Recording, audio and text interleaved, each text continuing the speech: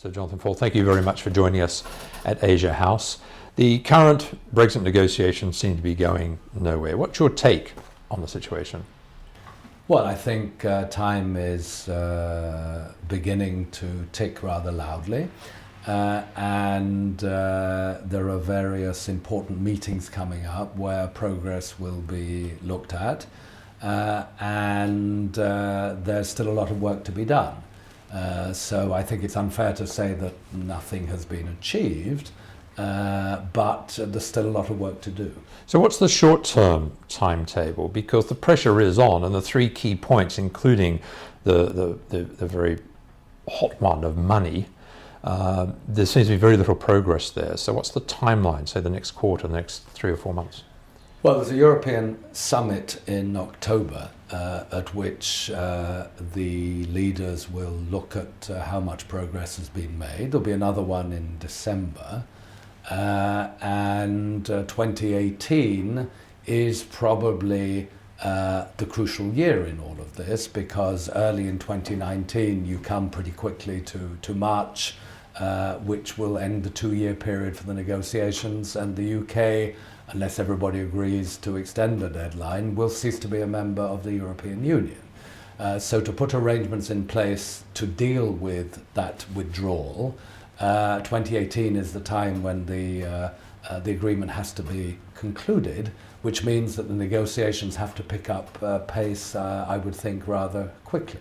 Do you expect a breakthrough, especially on that thorny issue of payment, which is a hot political issue in the UK? Well, it is a difficult issue, of course.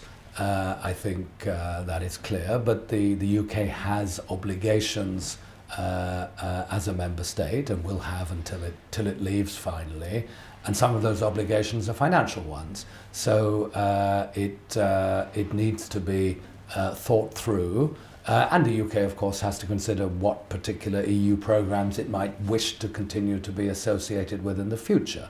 Now, once all that has been properly gone through, I think one can begin to put money figures on it.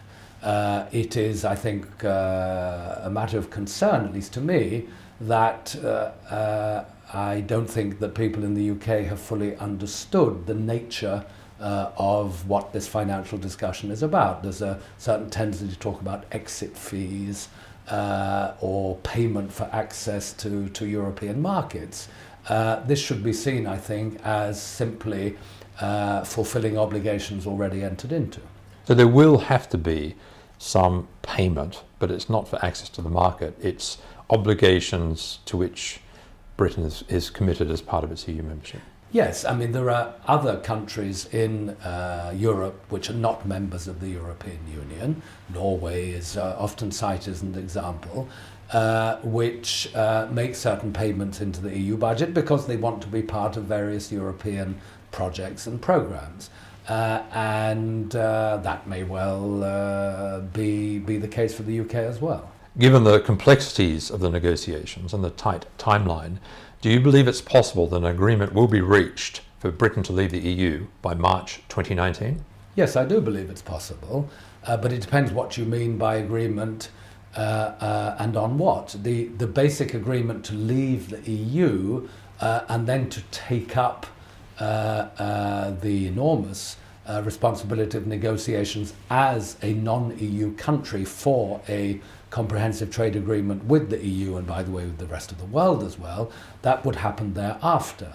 But yes, I do think it's possible that agreement can be reached to provide the proper mechanisms for the UK to leave by March 2019. But that is only the beginning of a longer story.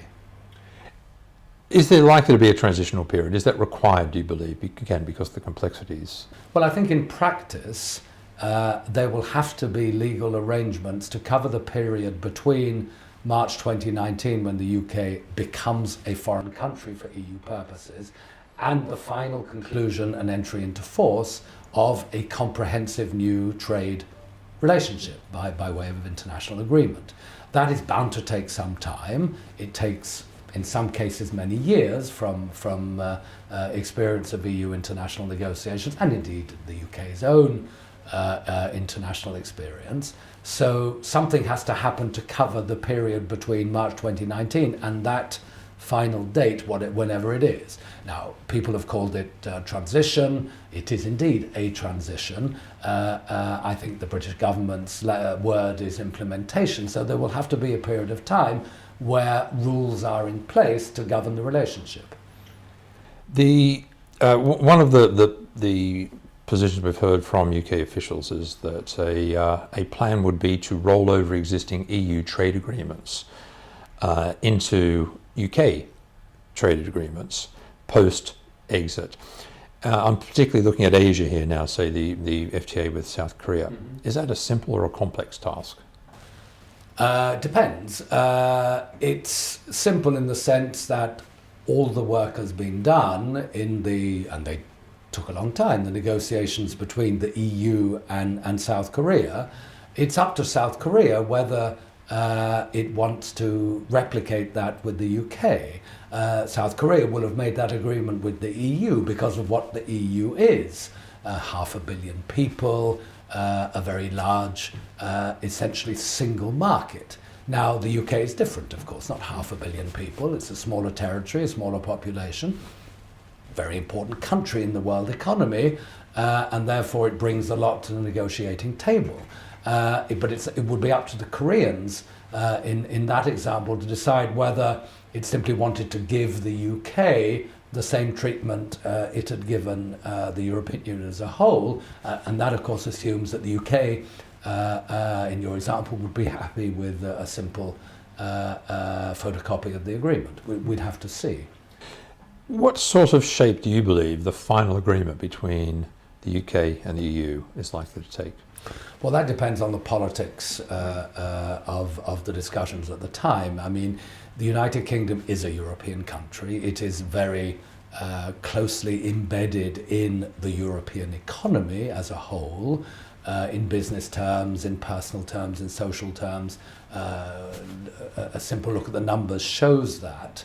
And that is unlikely to change, certainly not for a very long time. So very close relationships, I think, are in everybody's interest. And on both sides, people have said that they want that close relationship to be rebuilt or to continue in some way. So I hope very much that the final relationship, in whatever form it takes and however long it takes, will be one in which people, goods, services, capital move around the continent in the continental economy. Sir Jonathan Faull, thank you very much for joining us. Thank you.